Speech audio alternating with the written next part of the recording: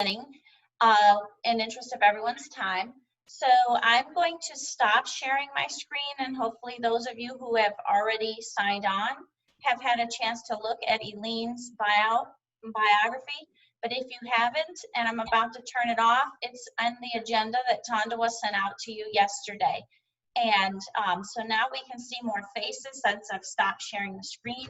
And I just wanted to say again that we're going to skip our group introductions in the interest of time. So if you are interested and willing, you can come to your name, you can right click on it, and you can add where you're from. And there she could see that we're from all across the Commonwealth. And so that just might help just move forward. So Eileen, I wanted to reiterate that on this call, this is Head Start directors, early Head Start directors, and management staff, and also the community action agencies in Virginia. We have invited the executive directors of those CAP agencies that have Head Start programs. Okay. So we have a lot of people who obviously care for our children and families in Virginia with a lot of passion. And everyone, I would like you to know that Eileen and I had a conversation a couple weeks ago to try to talk about what we were looking for in this. And so we are going to be focusing on resiliency and trauma-informed care. This is only 30 minutes or less. We cannot solve the problems in that amount of time. We're calling it, quote, prime the pump, because she works with John Richardson Love, who you all know is going to be for a better part of 2.5 days at our virtual conference, June 23rd, 4th, and 5th, here later this month. So, but in the interest of those that aren't able to attend our conference or that want to hear a little bit more about this ahead of time, we all are not strangers to trauma-informed care. We are very aware of this as a way of looking at the lens of what's happened to you instead of what's wrong with you, with the children. But with the pandemic, it was huge, and we felt we really need to be better equipped and more mindful preparing our staff when we come back. Fold in the social injustice and racial issues that have sadly evolved and erupted with George Floyd and all of the responses to that. I feel that our children are under even more intense trauma with what their families are experiencing. And so, but my conversation with Eileen was way before this had come to fruition. We know that this has always been the case, racial tension. I'm not trying to discount that. I'm just saying how it happened with the protests and the response to the George Floyd and the other incidents of the recent times. So with that, Tondwa, did you want to say anything before we have Eileen kind of talk to us to get us started? I just wanted to say good morning to everybody. Thank you for your participation. Welcome, Elaine. I appreciate you joining us to talk about this important conversation, and we will reconvene with our agenda afterwards, after we finish our initial session with Elaine. So. Okay, great, thank you. Tondawa, I guess I didn't tell you, Eileen, is our Head Start Collaboration Office Director at the Department of Social Services, and as of July 1, will be moving over to the DOE with the unification of the early childhood system. So with that, if you would like to take the floor, we're welcome and happy to have you with us. Thank you for your time. But you're on mute. I always put my hands together. That's my signal to center myself and begin to connect with people. Again, I'm very delighted to join Head Start in your director's call this morning and just engage colleagues in a brief conversation on resilience, particular at this unique moment in time in our country. And just like you said, Don, to prime the pump, wet your whistle, kind of pique your curiosity, if you will, in advance of the 3-day training that John Richardson Lau will be presenting in a few days. We only have about 30 minutes, and so what I would like to do is present and discuss just some brief overview of resilience, and then how it connects to what we do as child savers and what I do in particular as a clinician. Can everybody hear me? Sometimes my voice gets kind of soft. That's that therapist in me, I guess. So we'd like to discuss some of the also emerging themes in lieu of COVID-19, or say post-COVID-19. We're not quite post yet, but I want to talk about that as well. So what I did was I just put together a quick PowerPoint, and then I have some reflective moments from some of our clinicians in light of what's going on in our community. Post George Floyd and the tragedy that happened with him and his family. So I'd like to spend a moment, probably at the end of session, with us just doing a deep breathing exercise and kind of taking a moment of silence in remembrance of him and his family and our community as a whole. Is everybody in agreement? If you are, just raise your hand. All right, very good. So I'm going to go ahead and pull up the PowerPoint. I think that's kind of the easiest way if you have a short period of time to engage. So again, I'm from Child Savers, and I want to just welcome you to our session. That's a little bit of my background, and I've been practicing since 2008 as a licensed marriage family therapist. I'm a certified addictions treatment counselor, anger management specialist, and I work as a school-based clinician for one of the elementary schools in Richmond. So I want to talk a little bit briefly about our mission. The Child Savers mission is to guide our community's children through life's critical moments with trauma-informed mental health and child development services. And our vision is that we believe that all children can be safe, happy, healthy, and ready to learn. So that is our mission. Each one of our employees are charged to learn that mission and explain or talk to that mission, speak that mission, repeat that mission to anyone that we meet, whether it's a child, a parent, anybody in the community, etc. So here's our outline for today. We want to talk about just briefly, what is resilience, have a definition. How is resilience connected to what we do at Child Savers and as mental health professionals? We want to talk a little bit about the challenges and telehealth responses to the shelter-in-place orders, some of the effects of social distancing and isolation on clients, how might the notion of collective trauma reframe our approach with clients. We'll talk a little bit about what collective trauma is, and then resetting expectations for returning to normal, whatever that might look like. So what is resilience? Basically, it's just the ability to bounce back and rise above any kind of difficult circumstances, both inside and outside the classroom, be at home, with peers, in social settings, etc. We know that life is stressful, so resilience requires that children have this plethora of strategies and skills to deal with the stress of life. We also define resilience as the need that children have to kind of have a sense of control, not over their environment necessarily, but over their actions, their emotions, behaviors in the midst of any environmental setting. Building resilience helps our children to not just rise above the traumas and the stressors of life, but it also helps them to have higher self-esteem and to be more self-confident, whether it's in a pandemic or whether it's in their family, whether it's in a bullying situation. Building resilience in our children helps them to deal with life more effectively.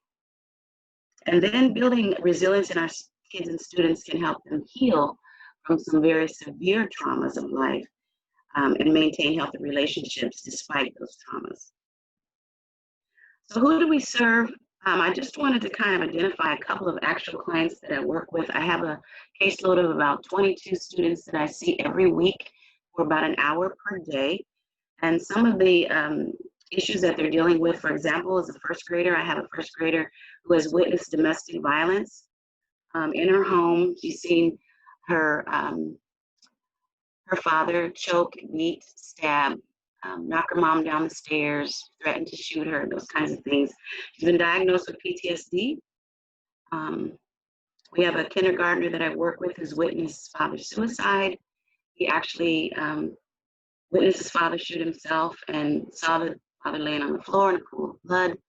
He's only a kindergartner, but he talks about it just like I'm talking to you. Like, I saw this, he did this, and that's that little protective bubble that he's in, but he's dealing with quite a bit of trauma for a kindergartner. I have a second grader who was involved, this was last May, in a very, in a bad car crash that killed everyone, her mom and everyone in the car except her and her cousin. So she's still dealing with grief, and she's also dealing with the trauma of being involved in that accident. Some of the other issues that we deal with at the school where I work with the clients that we work with at Child Savers is bullying, very severe bullying, where children have been beat up and threatened, both online and physically in person, afraid to come outside, afraid to go to school. There's abandonment, rejection issues with their parents due to parents being addicted to drugs or being incarcerated. There's physical, emotional, and or sexual abuse. And there's problems with children being removed from the home for whatever reason, and also getting in and out of foster care. So those are the students or the children that we serve, and then we also serve their families as well. Because when you provide therapy to the child, the system's approach says that if something happens in any part of the system, it affects the whole system. So we see the family as a system, and when the child is traumatized, the family is traumatized. However, when the child begins to heal, the family begins to heal as well, according to systems theory. So some of the services and methods that we use to promote resilience in our clients for Child Savers is we have an immediate response team, or our IR team, which is a 24-hour crisis intervention department that we have at Child Savers. If any of you are interested in getting that, I can send out that brochure to you. It's available for anyone in the Richmond area, actually in the whole, in the Richmond area. I guess that would be Henrico and all the other outer areas. I'm from California. I haven't been here more than a year, so I'm not really familiar with the locations, but the immediate response team is open to anybody in the community. It doesn't have to be a Child Savers client or family. And it is 24 hours, 365 days a year. We also have a school-based services team, which I'm a member of that. And we actually put their therapists in the schools at the elementary and junior high school levels. We're trying to get them in the high schools as well. And we have a training department, child development department, and something called a brown bag series, where we offer free online trainings to teachers, mental health providers, different community organizations, parents. And I think right now we have an average of 75 to 100 attendees per brown bag series. So that kind of tells you how popular they are.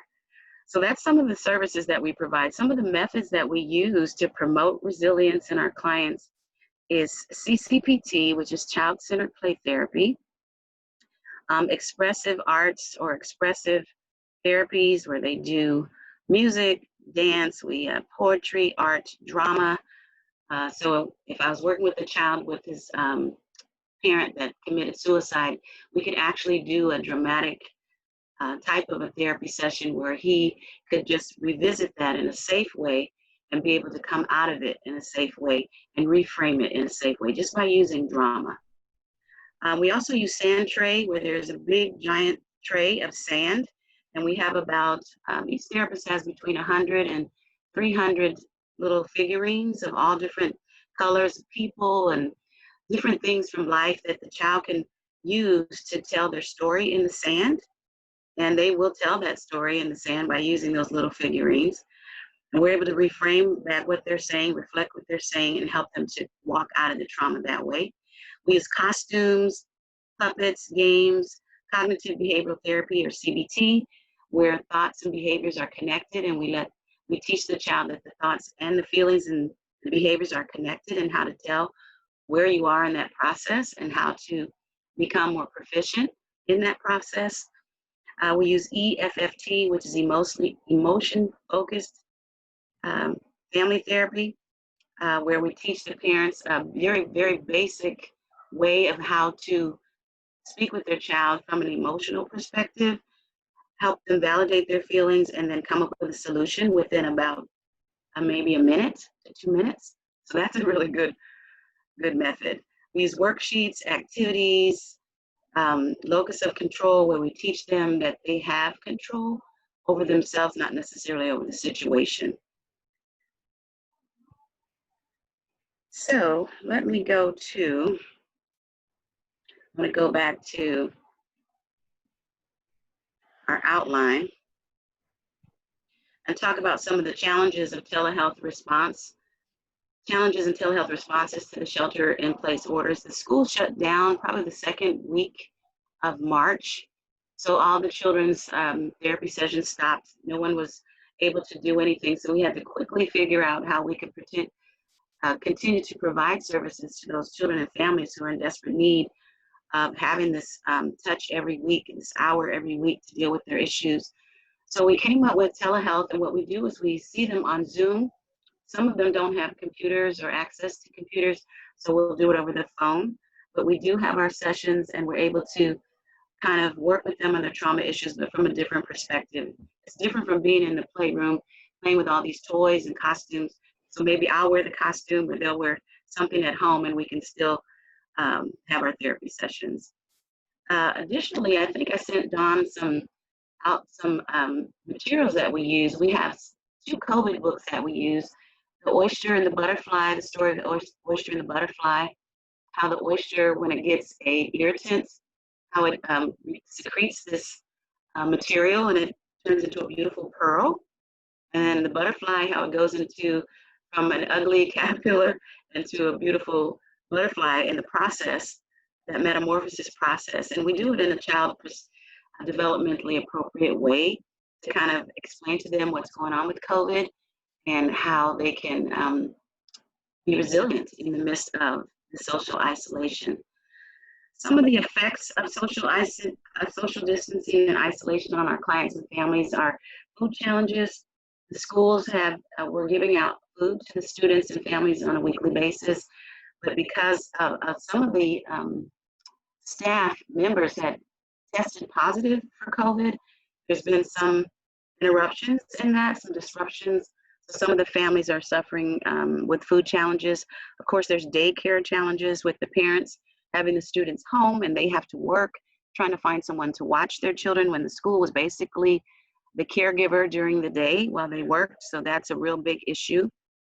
Domestic violence has increased, and all of our families that have 2 parents in the home or boyfriends or significant others in the home. Unemployment and underemployment issues drive a lot of that domestic violence and stress in the home.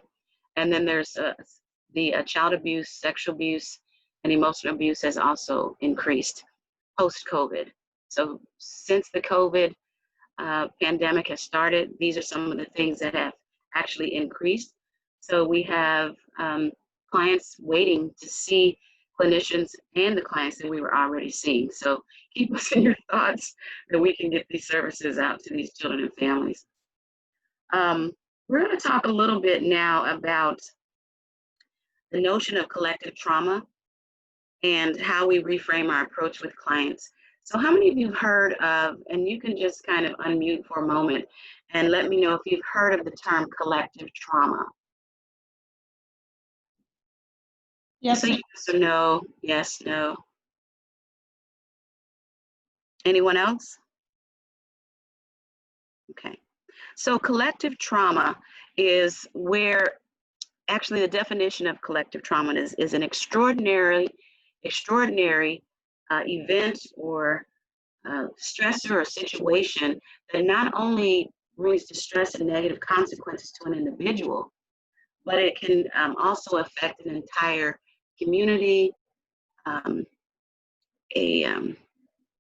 or nation. Right now, we're experiencing collective trauma in our nation. How many of you would agree with that? If you have your reactive button, you can hit it if you want to raise your hand or give me a thumbs up. Our nation is reacting to or suffering from the distress and negative consequences connected to collective trauma stemming from that recent event with George Floyd. So we want to kind of get in to a little bit of that. And I'll do that once I talk about resetting expectations for returning to normal. So not only do we have the children's day-to-day traumas from home and school, then on top of that, we have the pandemic and the trauma that was brought on because of that and the social distancing. Now we have another collective trauma on top of that with the pandemic and the recent events with the young man being killed at the hands of a police officer. So now we've got what we call multiple traumas on top of our community and our children. So I want you to just keep us in your thoughts. It's a very difficult time for our children and their families. But we are dedicated to keep smiling and keep on going so that we can help reset expectations for returning to normal.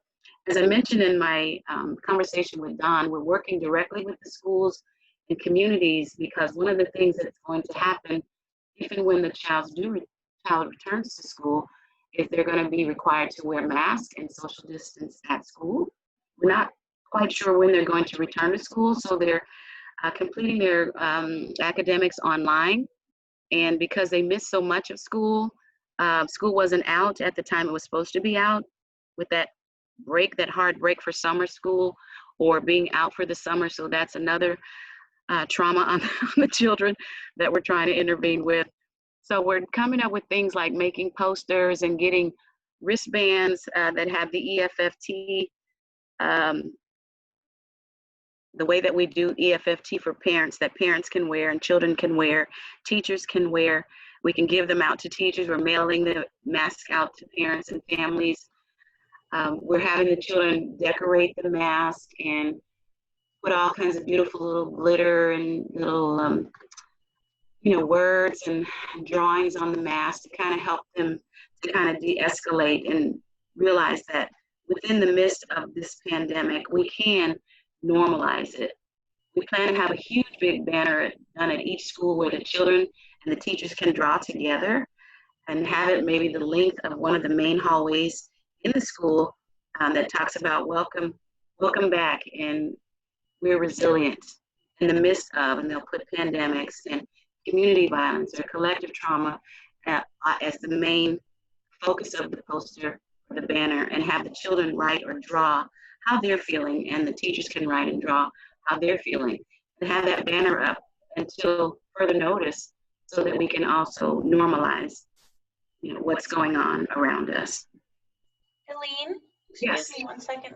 Could you tell us about the EFFT? You spoke about it with me on the phone. It's like giving I know it just is a quick overview of the parents having 3 things to identify with and those steps. Yeah, it's 3 steps actually. And the first step, and we made it very basic, so parents, we call it EFFT 101. The first step is just to acknowledge your child's feelings. So if they're acting out or they're crying or depressed, you can say, the first thing is just to acknowledge their feelings. The second one is to affirm their feelings. And the third one is to help them find a solution. So for example, if the child is having a crying spell or they're acting out aggressively, you can say something like, little Johnny, I see you're acting out right now. And, if I was experiencing what you're experiencing right now, I would act out too. So it's normal to act out when you're upset. So you affirm the child's feelings. The next thing you do is you notice the child's feelings, you affirm the child's feelings. So I did step 1 and 2. And then step 3 is, so Johnny, what would you like us to do right now? We could, and then you present some options. We can sit out on the steps maybe and take some deep breaths outside and just take a time out. And I'll take a time out with you instead of telling the child to take a time out. Or you can say, can we just take a few minutes to maybe draw some circles? And maybe in each of those circles, it could be what we're feeling, or maybe why we're feeling what we're feeling. So you give the child some solutions. You can even say, hey, if you want to take a quick time out, I'll take a time out. I'll go in my room, you can go in your room, and we'll meet back in 5 minutes or half hour. What do you think?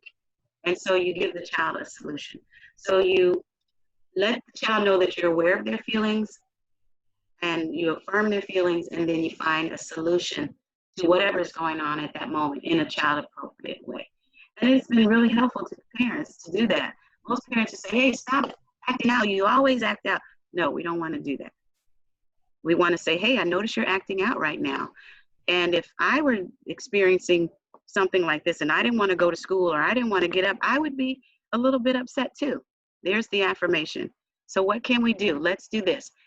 I'll help you get your clothes, or you get your clothes while I start breakfast, or whatever it's a solution. And then I'll check back with you in about 5 minutes or 2 minutes or whatever it is. So we find that it's really a very easy way to acknowledge a child's feelings, affirm their feelings, and find a solution. 1, 2, 3, very quick. And the parents aren't arguing and going, and the children are like, hey, it's kind of difficult to keep acting out when your mom just acknowledged you, affirmed your feelings, and then came up with a solution with you as a collaborative solution. How many people can fight against that? Not very many. We use that even in our marriage and family therapies as well with husband and wife. They find out the husband can't keep arguing, neither can the wife, because it diffuses it just like that. Any other questions about anything I've spoken about so far before we get into the last few minutes? I know we're going pretty fast, but I want to respect your time. Okay, so let me just kind of stop sharing for a moment. And then I want to show you what I came up with very briefly for George Floyd. I wanted to kind of show you some of the responses from some of the clinicians in our community. And I'll send this to you, Don, if you want to send it out too, so everyone can read it. But I'm so full right now, I can hardly speak. My respite is when I'm with clients, where I compartmentalize and focus totally on them. Then this is where I get a breath, looking forward to sitting in a safe holding space with other colleagues. This other one said, I'm a mix of bag emotions with deep concerns for the men of my family in the aftermath of this devastating act. I was able to contact them over the weekend. I feel betrayed by the magnitude of someone who was supposed to protect you. So that's them. We're going through trauma too as therapists. Hopefully we can come together for conversation and solutions as our nation for healing for families and communities. It will take time though to build our ability to trust. There's a lot of pain, righteous anger, and sorrow permeating our lives right now. This is a moment that much is asking of all of us. Mindfulness equips us for these moments. So I'd like to end the session with, as we come to the end of our gathering, that in the midst of this shock, pain, grief, fear, chaos, and uncertainty swirling around us over these last several days, we are reminded how important we are as professionals, as organizations, to our children and families of our communities. And I ask if you would just take a moment of silence with me in remembrance of George Floyd and his tragic death, which has hopefully sparked in us as professionals a call to come together, to feel together, to reflect together, to do whatever we can together, both at an individual and organizational level, to make positive change. So I'm gonna give you some instructions. I want you to close your eyes if you will, you don't have to. But what I'm gonna do is ask you to take at the moment, in a moment, don't do it right now, I'm just gonna read the instructions. I'm gonna ask that you would take a deep breath in and hold it during your silence. And as you hold this breath, I want you to think about how it feels to be able to breathe, and then how it feels where you're not able to breathe. And then I'm gonna ask you to release that breath. And as you release that breath, I'm gonna invite you to imagine releasing a piece of the pain in George Floyd's family, both on behalf of him and his family, and on behalf of our great nation. And as you release that breath, I want you to release what you need to release in this moment. If you're ready, give me a thumbs up. Okay, everybody take a deep breath in and hold it. As you're holding it, this breath is for George and his family, our community, and our nation. I want you to think about how it feels to be able to breathe and how it feels to not breathe while you're holding this breath. And then let's just have a few seconds of silence.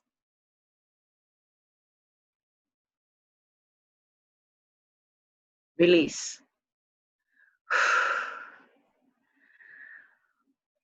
Okay, so this is the end of our session. I wanted to show you one more slide and then we're done. So I'm going to take us all the way to the end. And I want to thank you for joining me today.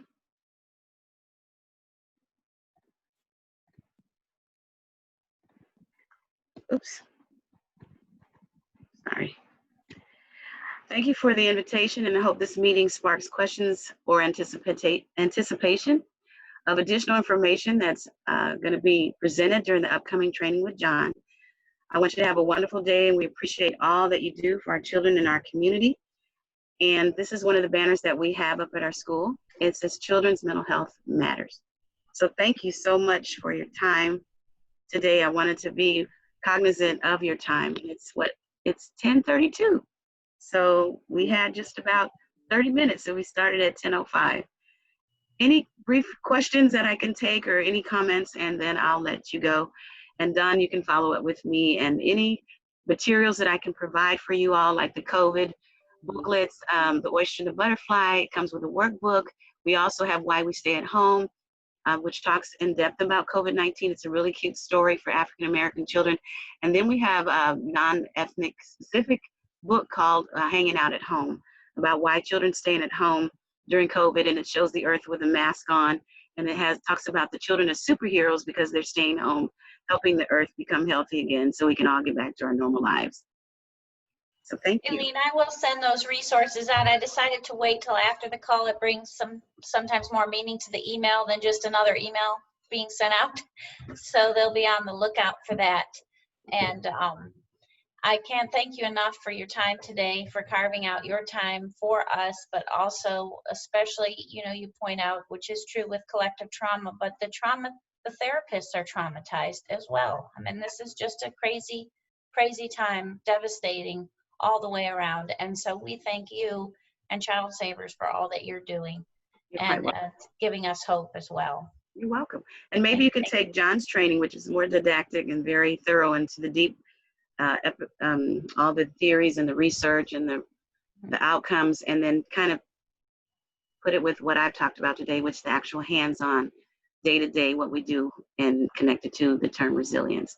All right, everybody. I love the banner in the hallway for everyone to do their artwork and express themselves. That's a wonderful suggestion. Yes. Awesome. Well, this is how I say goodbye to my clients. So I'll say goodbye to you all. Have a great day. Bye now. Thank you so much, Elaine. We appreciate your time. Thank Have a good afternoon. Bye now.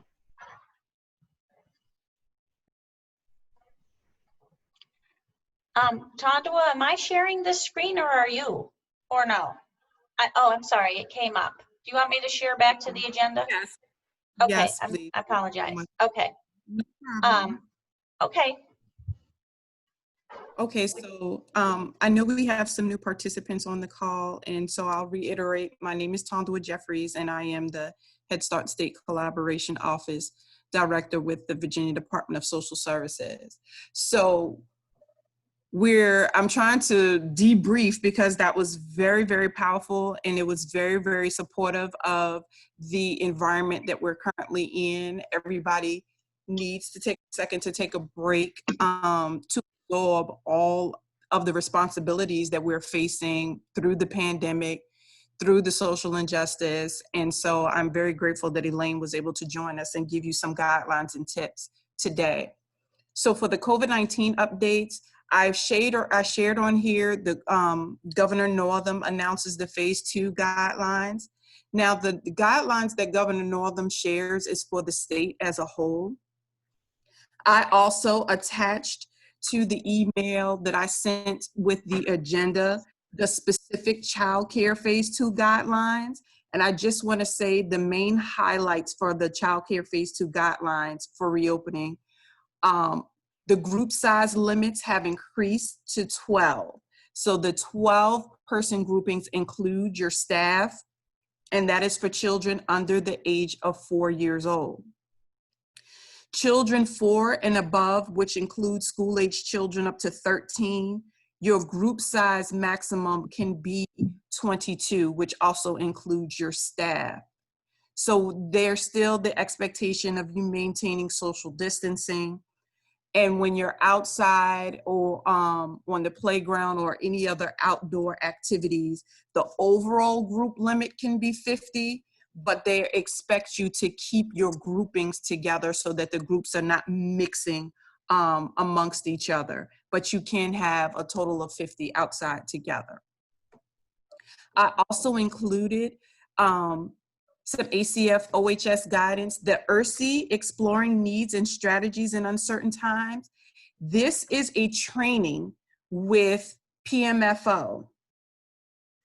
And that training is really just trying to recenter and focus you on any ERSI guidelines that and give you an outline of some key ERSI strategies understanding the pandemic. So it's supposed to be interactive. You'll have the ability to ask questions. So I'm sure they want to go over specific eligibility guidelines, and they'll talk about different opportunities for you to get creative on recruitment and enrollment. So if you can participate in that training, it'll be June the 10th at 2 p.m. So please register. I think it will be helpful and supportive to the conversation.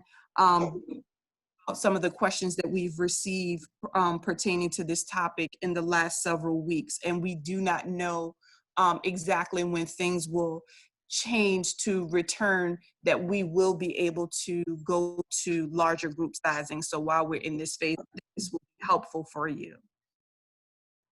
I listed the update on here. Next week, our content specialist will be from OHS. It'll be a grant specialist on with us, and we need to talk about the fiscal flexibilities.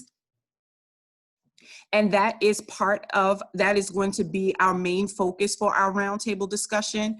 Our goal today is to debrief from the trainings that you've participated in on fiscal flexibilities that were conducted by Dr. Bergeron for the previous 2 weeks, and see what specific questions can we compile to give to the grant specialists for next week that they can share with us as far as any updated guidance on the COVID-19 funding. Some of it is very confusing. You have your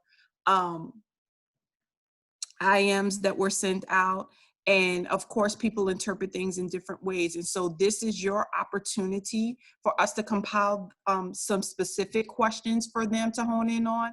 I'm aware that they may not have answers to everything. They may not have specific answers, but we want to ask them to put together some basic highlights of things that have been posed to them in the past so that you can have a basis to start from.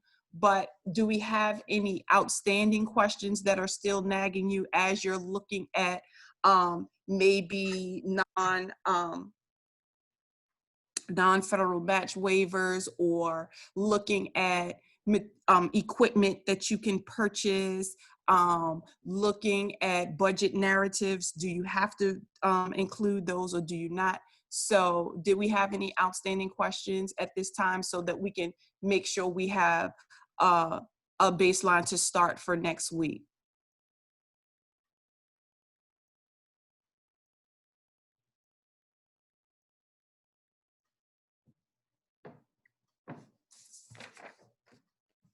I know some people did already submit their grant application for summer funding, and we know that that's no longer necessary, that everybody will be receiving the funding based on their funded enrollment amounts.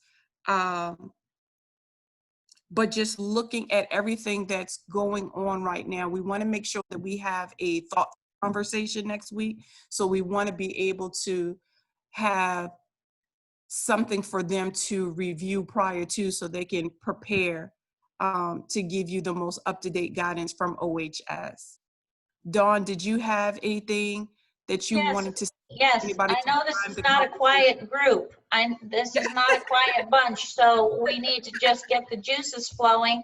And if you don't have a specific question, I would like to say this. We're going to get more out of our session next week the more we give it to them in advance, because we know how regional office works. They like their questions in advance, and they like to review them, and they like to come back with questions.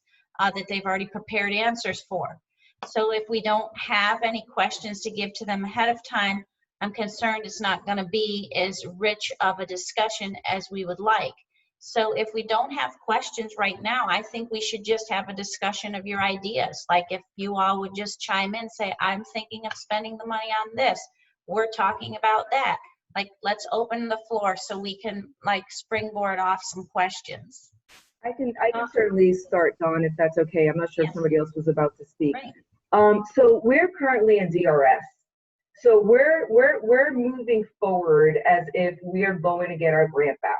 And we're making plans with the COVID money. We're in a district, as you know, and we're making plans with the money to support the staff that currently their contract doesn't run through the summer to support our ERSI efforts in our enrollment.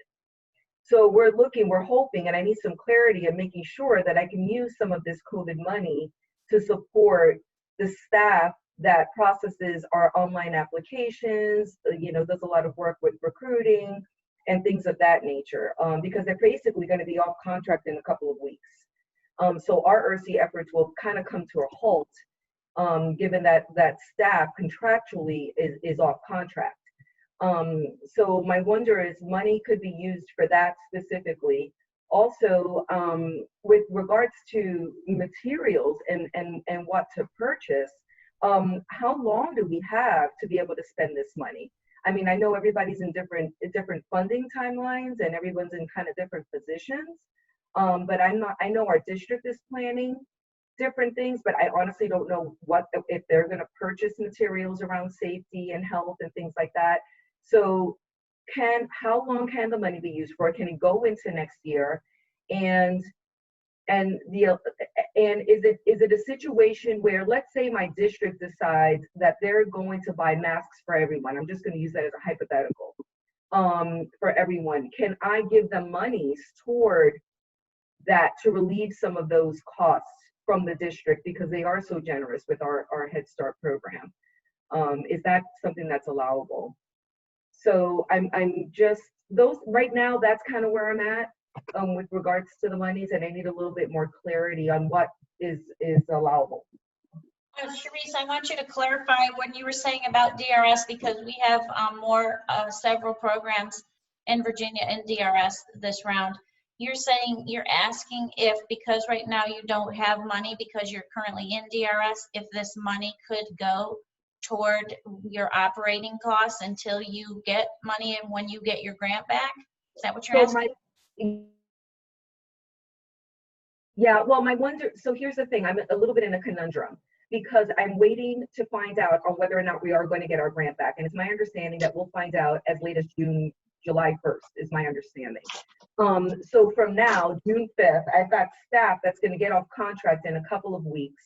Between the last 2 weeks in June, I may not yet know if I even have my grant back to be able to utilize the COVID funds.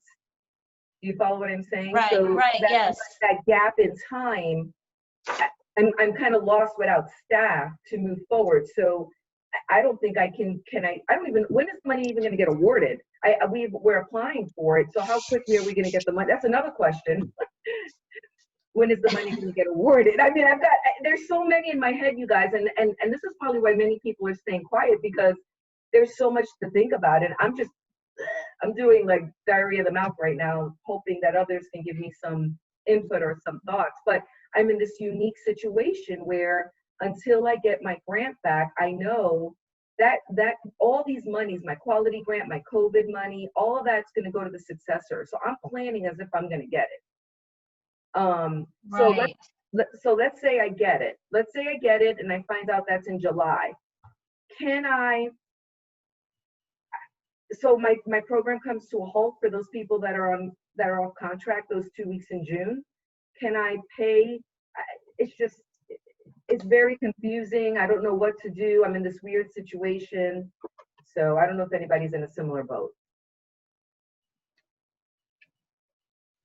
Now, the cost extension, I know that we're able to ask for additional time. So I guess that would support how long we have to use the monies, right? Yeah. I'd like mentioned some that it is. explanation from the grantee specialist next week about the no-cost extension and the reprogramming. I guess the differences and yeah, how to use that. Not helping Charisse any at all right now, but I'm trying to add to the list for next week. Charisse, I don't know, I'm sure you haven't checked the chat because you were talking, but Katie Stockhausen in Hanover, and they're in DRS as well. She says, it's my understanding that you can ask for a no-cost extension if you are unable to spend the money within grant year timeframe. You can also pay for personnel during COVID-19 to assist in classrooms as extra staff or help with paperwork. But Katie, that's not related to being in DRS, I don't think, is it? Can you talk? Do we know when the monies are going to be released to us? Do we have a time frame?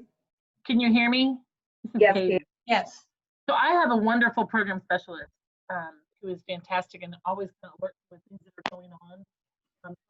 Katie, you got to talk into your mic more. Yeah, direct. I am. I don't know why my connection. Can you hear me there? Not really. That's why I'm typing. All right. Oh, So okay. can you hear me at all or no? Yes, I can Yeah. hear you better now. Okay, then lean forward. So my program specialist is let us know that the money should be coming soon if we are awarded back. It's not working. I'm sorry to cut you off. I'm gonna type it. You just type it in. I don't know why you come and go. It goes in and out.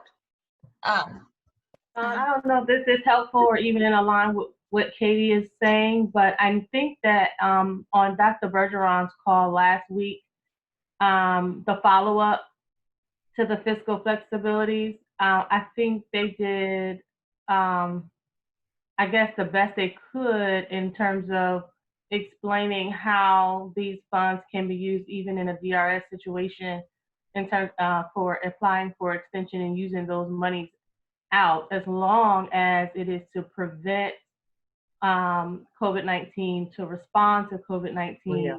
I saw that And language. what's the third one? Prevent, Yeah, there were three words. Yeah. or whatever the third one is. Yeah. And so there wasn't, from OHS and that team that was doing the webinar, there wasn't a really clear, no, you can't do this, because it depends on what your situation is and how it related to responding to or preventing COVID-19. And so I know the question came up about paying for staff over the summer, and that was an allowable cost because even to hire additional staff to be able to do those health checks upon entry for the students and the staff. So there's a lot of flexibility there. The webinar is recorded. So I would just recommend all of us, and even she said, go back and listen again. that webinar 2 or 3 times, because it was a bunch of information. And I think I wrote down probably a page of notes listening as well. And so it was a lot of information that was there, a lot of flexibility.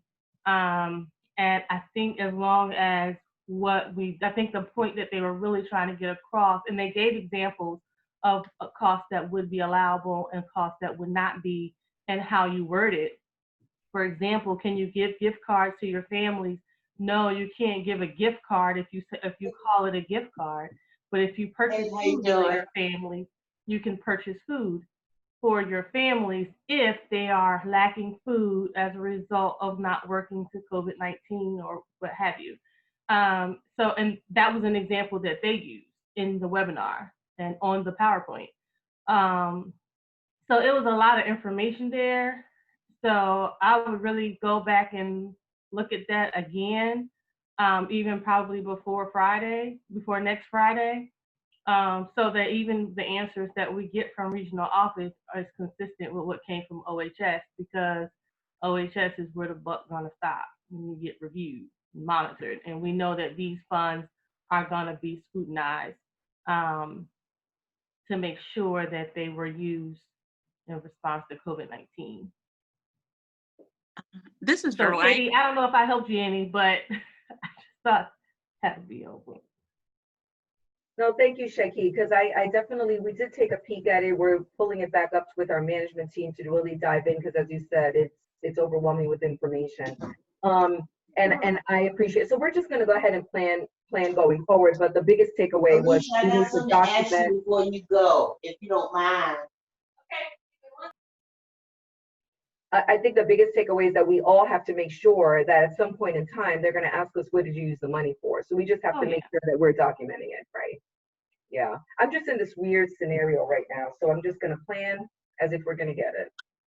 Thank you, guys. And Cherie, that was stressed, even with Brenda Hewitt, to make sure that you're documenting and being as meticulous as possible, documenting how the funds are utilized. Okay, I know it's not very specific when they say that, but just be as meticulous as possible when you're trying to keep a record of how the funding is spent at this time. I'm hoping that this is really, really helping everyone to have the opportunity. I know we have the same questions in our mind because you just have so much on your plate, and I appreciate you taking the time to speak out, Sharice, because I'm sure people had the same things that they were thinking of that you broached on this particular subject. Did anybody else have any other questions they needed to add? I encourage everyone to read the chat box because there is conversation going on in there. So take a peek at that before we get off. And I think Verlaine wanted to say something. Don, did you or Tawana get my question? I actually put it in chat. I do know that from listening to Dr. Bergeron that if you need, in order to be able to serve the children that's needed, we may need additional temporary space just to get through this COVID period. My concern was within the agency that I serve, there is some space that I could temporarily use. I just wanted to make sure, was it okay to invest the funds in temporary space? Meaning 6 months, a year from now, they may want their space back. Do that make sense? Yeah, that's a good question. I see it in the chat, and we will include that for them because of the keyword temporary. You know, I would think so based on the, and Katie Quigley put it in here for us somewhere in the chat, that they repeated a bunch of times on the call last week is prepare, prepare, prevent, and respond to COVID-19. So that would be responding to COVID-19 and preparing for future social distancing.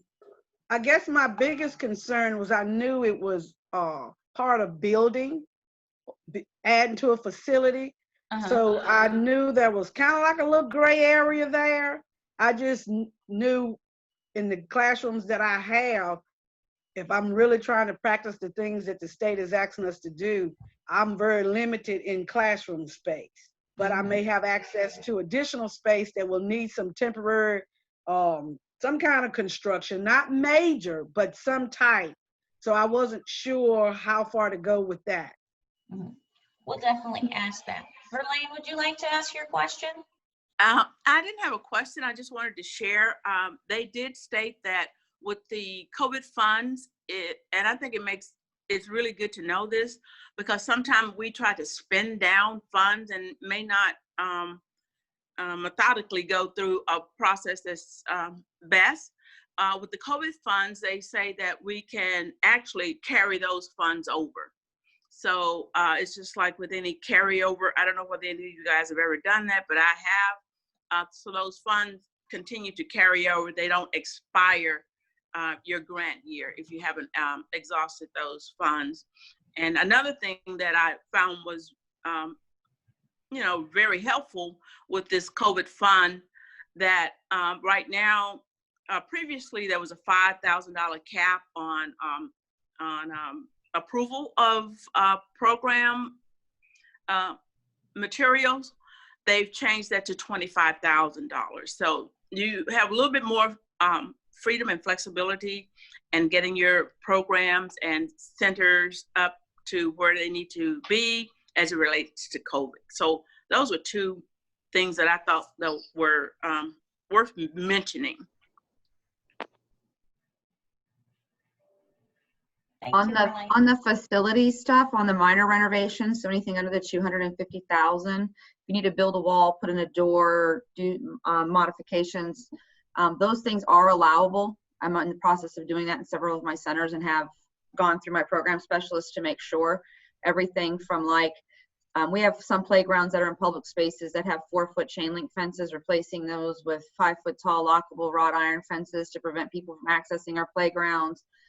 So as long as you can justify why it is COVID related, for like the spread of the germs, or we need it to social distance or space, and it's waiving the requirement for you to get multiple bids on those projects, as long as it's COVID related and it's coming out of those COVID funds. So just, but yeah, I mean, I've gone through it with my program specialist and have back in writing that those types of things are allowable, if that helps at all, Shirley.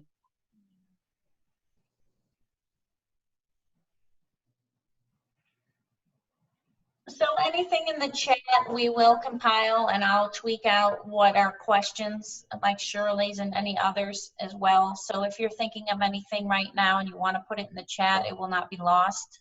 We will look them over. But Tondo and I should send this list to them at least by Tuesday, and give them a few days to prepare for Friday. So if you think of anything, please do it today or Monday. Does that sound reasonable, Tandwa? Yes, that would be greatly appreciated. We want to, again, be sure that they are prepared when they come to answer the questions that you already have posed at this time. You know, we just want to make the conversation as rich and robust next week as possible, so that you walk away with as many answers as that you possibly can. So thank you for all of your input. Dawn. Yes, Katrina? This is going back to last week, and I just wanted to get a feel from everyone else. And I know they were trying to make it seem like it was a really good thing that was happening. I'm still concerned, especially around when it becomes renewal time. It seems to me that the school systems will become our competitors. Am I the only one that thinks that? Katrina, I think the school system has always kind of been our competitor. Yeah. Mm-hmm. And I just think that now, with them learning more about how Head Start operates and having to do class and coaching and family engagement and all of those things that they're learning from Head Start, it makes them a stronger competitor. But I think they've always been competition for us. And that's why I think I've just kind of been pushing and saying, since this whole unification of preschool started, that our concern is not that out of this unification will we become block granted, because by law that's not going to happen. But what we really need to be concerned about is making sure that our programs increase in quality or maintain our quality, so we don't end up in DRS, and any organization, including the school division, have an opportunity to apply for our grant. I mean, that's the real threat when I look at the unification, not the other stuff per se, but they can't get it unless you give it to them. So, I mean, because it's still our program, we're still federal to local. So unless our programs go into DRS and they compete for it and become successful, that's the only way they can get it. So I think that, and that's always been the case. And, even in my previous program, we had a school division that competed with us for our grant. But obviously they were unsuccessful, but they tried. So they're competition. I just think they're a stronger competition now.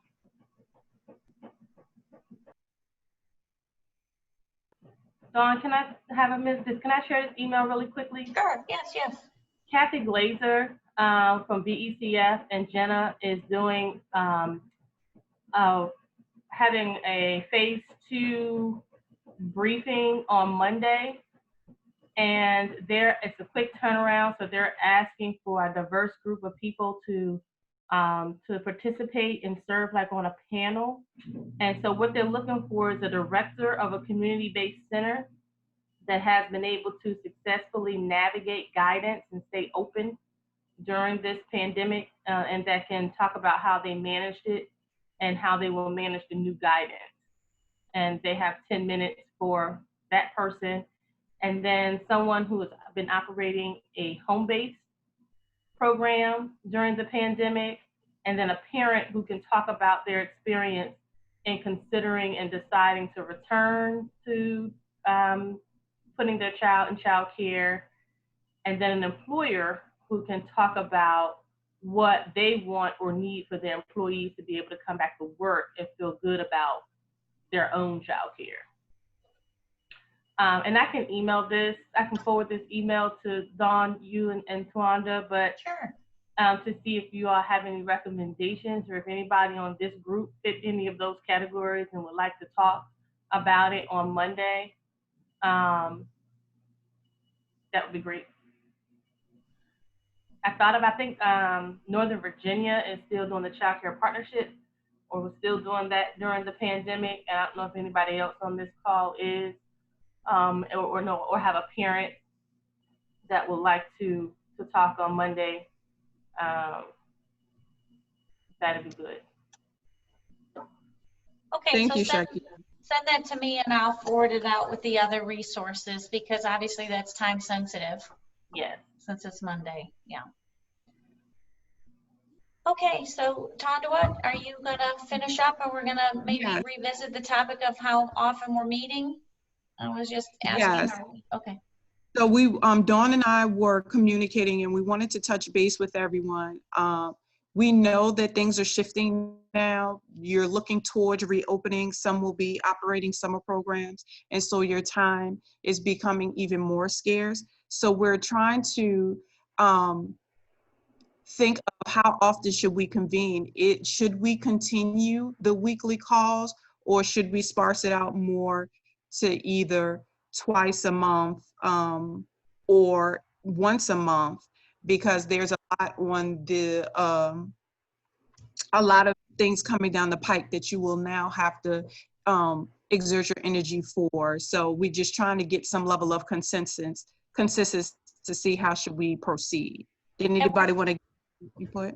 Right, I'm sorry, I just want to say we're also fine at keeping it once a week. We just know that there is Zoom overload, and we're not trying to have a meeting just to have a meeting. So we're wanted to gauge from you all, what are you feeling the need for? How frequent?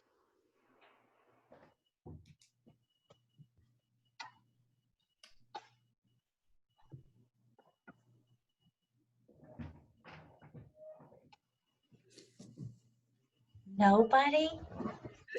So, we don't oh, know. there's in the chat, twice a month is good from Tangi. Every other week until we have to manage reentry. Those are two. Yes. So we get 2 votes Yes. for every other week. Fine with weekly or bi-weekly. Monthly is too infrequent. Twice a month, bi-monthly. So maybe so here's what I'm suggesting. We have next Friday, June 12th. Then obviously that's set because of the grant specialist. That's going to be Desmond Clayton, who is Brenda Hewitt's right hand, because he manages the fiscal grants and managers. So we got that covered.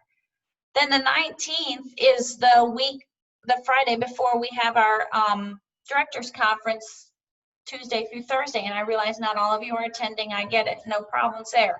I'm just saying I don't want to meet on the 19th and the 26th when I and a lot of you will have sandwiched in that Tuesday through Thursday as well. So after next Friday, if you all are good with bi-monthly, we'll start to sparse it out based around that conference and go to every other week and just see how that feels. Does that sound good? Sounds good to me. Okay. So we'll definitely communicate with you so that you know when the next meeting will be. And I thank you for your candidness today. I thank you for participating on this call. I also added on the agenda some resources, and based on the conversation that we had today with Elaine Young, I attached a trauma toolkit on as a resource which supports just for social and emotional learning of students. They give you strength-based strategies, how to maintain relationships that are positive with both your colleagues and with your families. I also included on there a link to Headspace for Educators. That's a guided meditation website.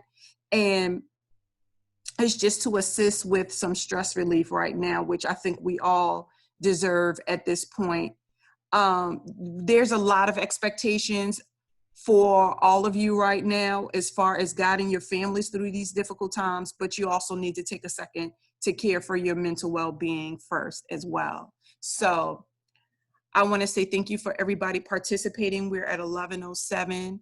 Dawn and I will communicate and give you follow-up on when the next meeting will occur after the 12th. We will compile our questions for the grant specialists so that you can get some answers next week as well.